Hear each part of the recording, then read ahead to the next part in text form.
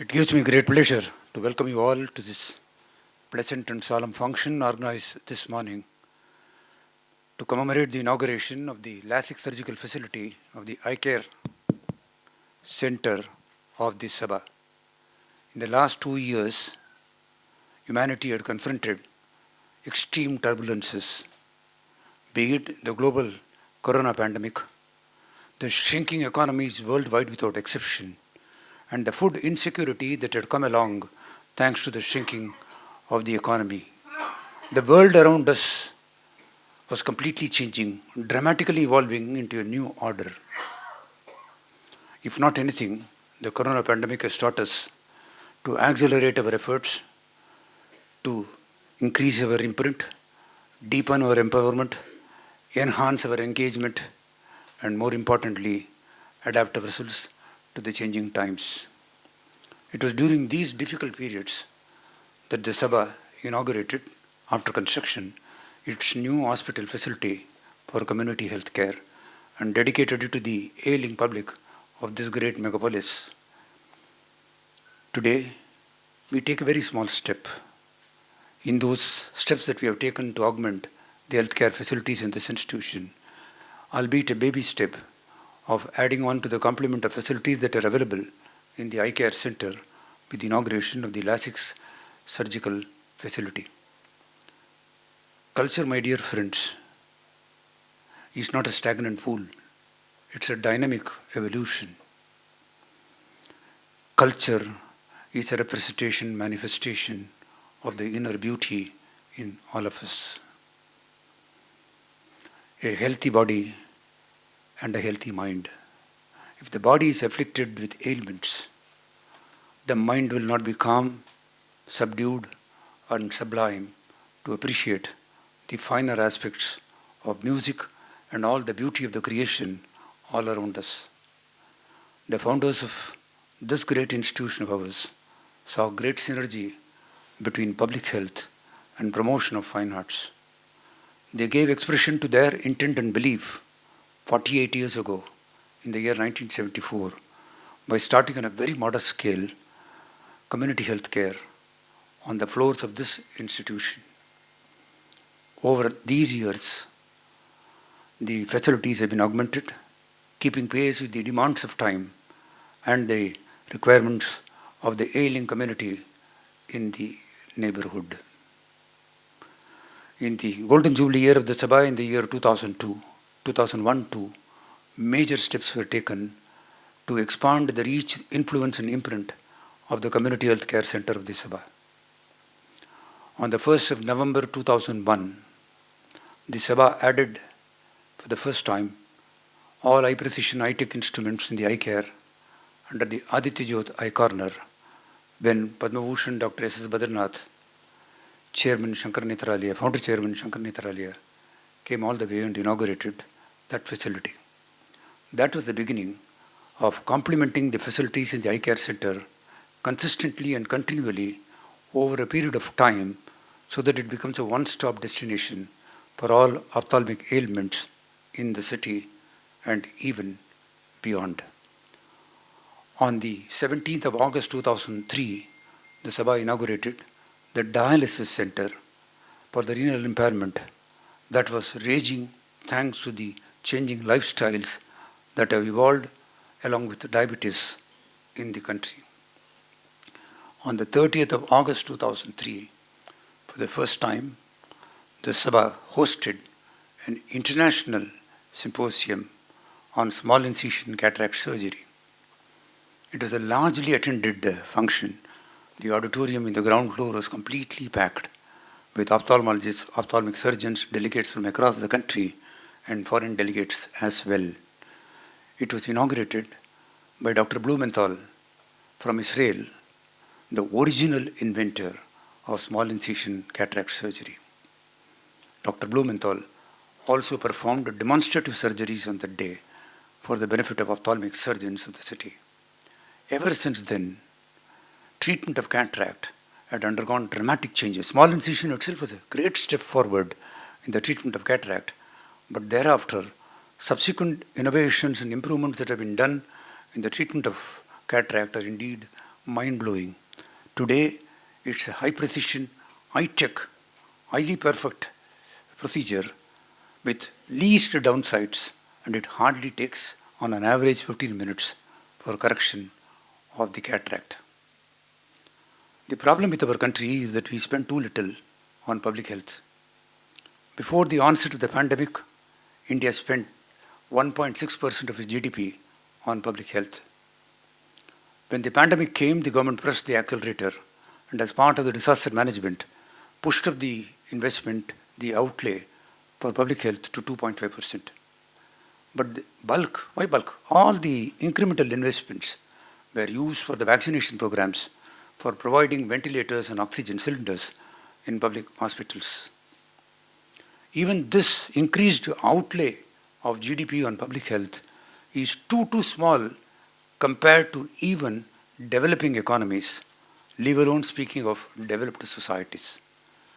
Even the neighborhood countries, which are fledgling societies, which are finding it difficult to hold their feet, with their economies having completely shrunk and gone, they too have an outlay far more than what India spends on public health. It's time for a national mission, first to ensure that the incremental investment that we made during the pandemic in the last 2 years does not go out of the budget. It remains as part of the national budget and gets diverted to correct the lopsided investment that India has made over the 75 years of its independence. The entire growth of public health in this country is urban-centric. Vast tracts of land, housing the heart and soul of this nation, the people in the villages, have been denied access to basic healthcare facilities and human dignity. It's time that the national mission is announced, which will ensure that this incremental investment of 0.9% of the GDP is diverted for increasing the health infrastructure in rural area, and more importantly, in line with the promises that the Prime Minister has been making from time to time, increase the outlay on public health. When we have a peek into this human body of ours, the gifted anatomy of what we possess, it will come out very easily that eye is the most important of all organs and elements of the body. 2/3 of whatever is stored in the central nervous system, the brain, is transmitted through the eye. And when you look at eye as a component, we blink around 25,000 times a day. And each blink takes about 0.04 seconds. And when we blink, the tears that come out of the lacrimal glands dissolve the germs and the dust in the eye. It's God-gifted self-purification process through the process of the beautiful anatomy of ours that the eyes are protected. But much beyond this, the ailments of the eye are too rampant. In English, we always refer to eyes and ears. Eyes and ears, the phrase means importance. We say he is the eyes and ears of the society. He is the cynosure of all eyes. There is no element of the body except the eye and marginally the hand, which is used in the names of persons. Name is the identity of a person. It gives him his whole complete self. It is the eyes which are used as an exception for naming a person, like Kamakshi, Meenakshi, Visalakshi, Meenalochani, Lochani. Akshi and Lochani means eyes in Sanskrit. When it comes to the hand, in some parts of Kerala, in the southern part of Kerala, they use names for people like Astamalika, Astambika, after goddess Astambika, which is the hand god. But then the usage is very limited as far as the hand is concerned. Such is the importance of the eye that it gives even identity to a person. And the goddess of eye, Kamakshi, which was shown in the last section, Kannale Arul Tarum Nayaki, the goddess who blesses people through our eyes. That is why if you have seen, community healthcare initiatives in India started on a big way with eye care before it went into heart and went into dialysis. They were religion-centric in that sense of the term to begin with. That eye care was dominated by Hindus. Heart came to Jains, and it was Islam that dominated dialysis all across the country in public hospitals and including their own hospitals where renal impairments were taken. They have no correlation to the belief of the religion. They have no correlation to the ailment itself. But they had an antecedent. They started like this, and that's how it had evolved. It is one thing to lose any part of the body. It is yet another thing to lose an eye. The sight that comes from the eye. Just close your eyes, you will go into the world of darkness. Then you will realize how important the eyes are. About 300 to 400 million people across the globe suffer from various ailments of the eye. More than 50% of these ailments come from cataract, and more than 50% of the patients who suffer from these ailments are above the age of 50. 80 to 90% of all the ailments of the eye, without exception, are reversible, are treatable and curable. All you need is a judicious mix of good education, of access to Medicare, and of course the use of spectacles. The major causes for both blindness, and blindness is a state of sightlessness of both the eyes. When it is partially sighted, then you have the impairment of the eye. The major causes for this across the globe, uniformly across the globe, regardless of weather and other things, is cataract, glaucoma. It is traumatic injuries of the eye, infections of the cornea and the retina, and macular degeneration. Macular degeneration is the degeneration with age that comes along with it. These are the main causes for the ailments of the eye. India has a dubious distinction of being the capital for all unwanted things in the world. It is the diabetes capital of the world. So quickly, in 10 years' time, India became number one on diabetes in the world for lifestyle diseases. It is equally so as far as eye care is concerned. About 8 million people in this country are blind. This is the highest tally of blind people in this world, and India is home for such people. Can you ever believe that in Bijnor in Uttar Pradesh, which is a district in Uttar Pradesh, 3.67% of the people in that district are blind.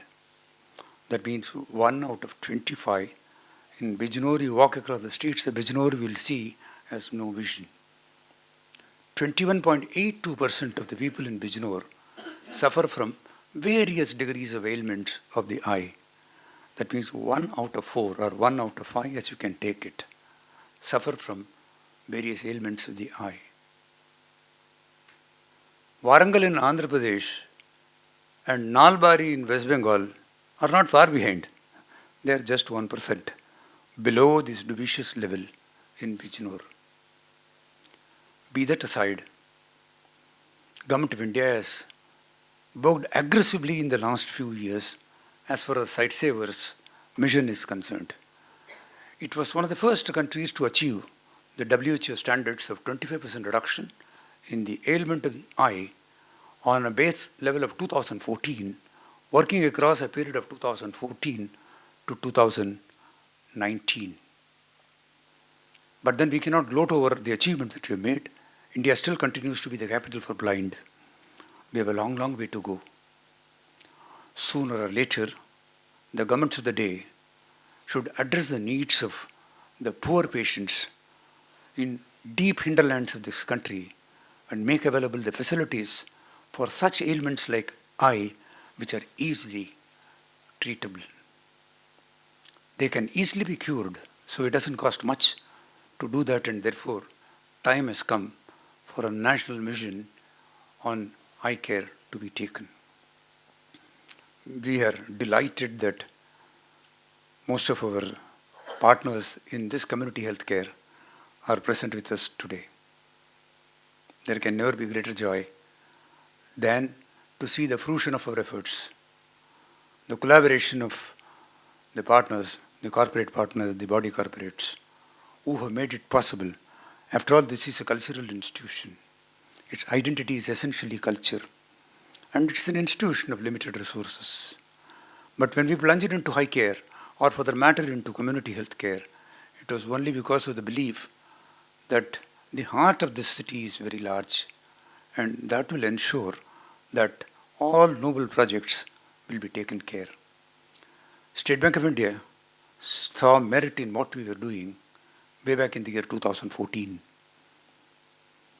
They sanctioned that time, when we were not very well known, 1.34 crores for the eye care center. The retinal equipments, the ophthalmic lasers were all added with that generous contribution that came from State Bank of India then. New India Assurance Company Limited completely funded the retinal surgical department, which was the last one to have been added there. With that, the Sabha Eye Care Center emerged as one of the strongest eye care centers in the city, with almost all the facilities that are available for treatment of the eye. LIC Housing Finance Limited is the most dominant partner of this institution in its community healthcare activities for the welfare of the poor people of this city. They gave a very generous contribution of 3.35 crores for buying 44 Fresenius dialysis stations, equipments, in our new dialysis facility in the hospital that came, as I told you, came up during the pandemic.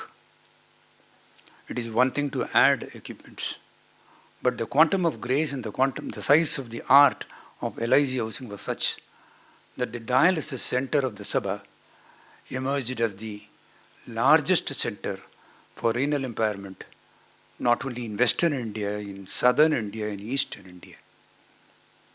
It is the second largest facility in the country, next only to the Gurdwara Prabandha Committee in New Delhi. So, such was the size of the contribution that LIC housing gave, not just for the dialysis machines, but for the UPS system, the RO plant. These are integral to the functioning of the dialysis process.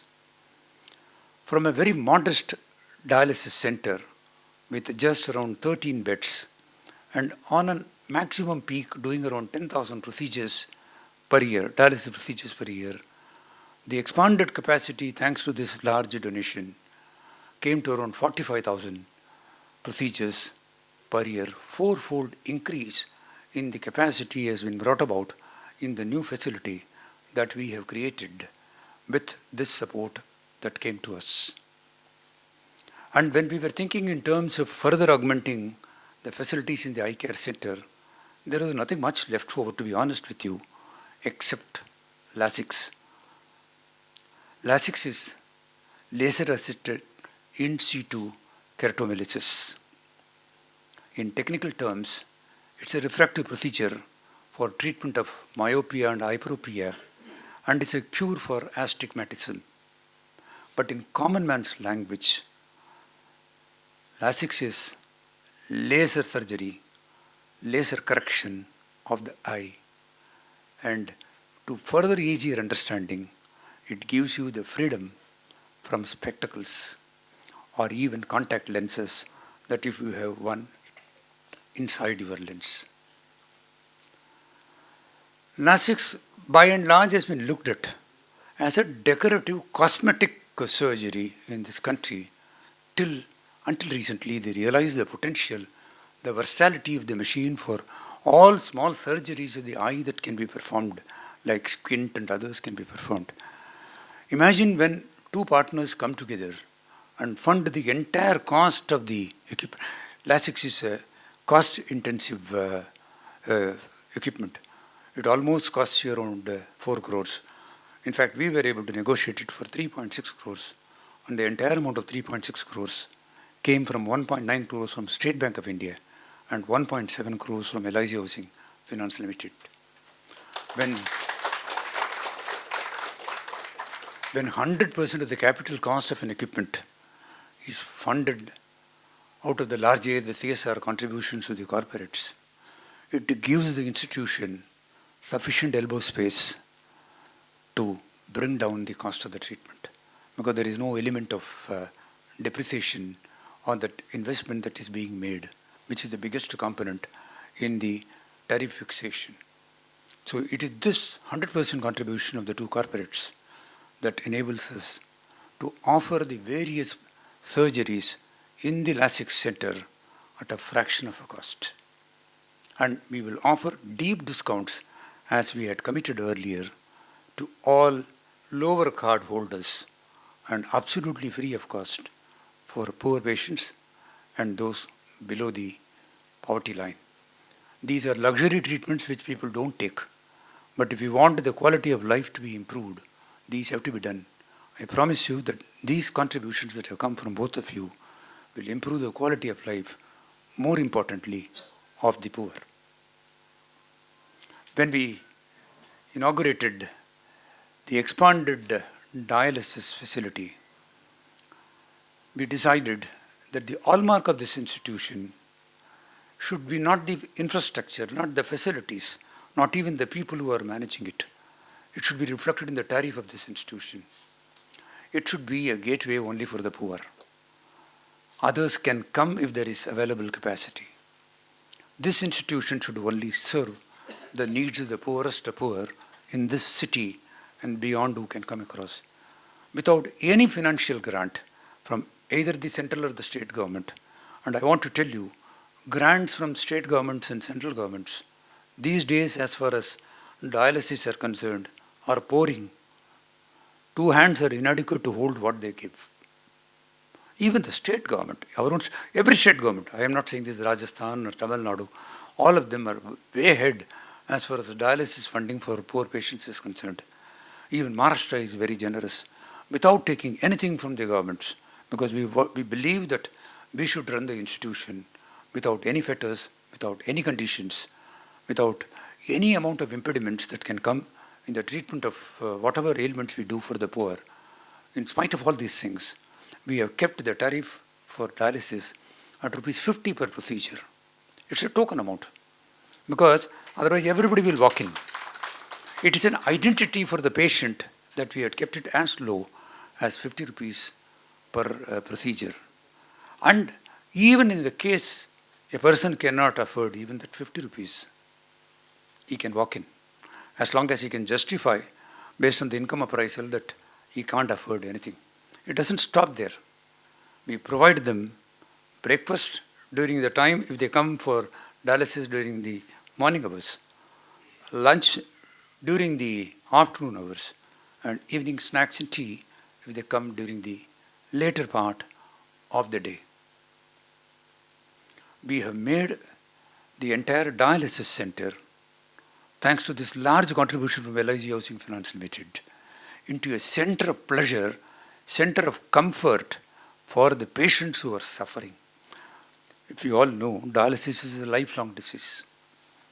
And the general joke that comes with the dialysis is, he will not die out of the ailments of the kidney. He will die out of penury. He will exhaust all his wealth. And one day when he dies, he would have exhausted nothing for being given across to his children.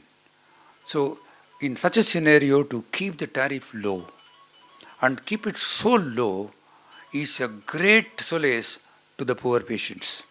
And this can happen, believe me, only when the support comes from corporates, well-meaning individuals. And as for the revenue grants which allow us to bring the tariff down, it is institutions like HDB Financial Services Limited, which is a subsidiary of HDFC Bank, IndusInd Bank Limited,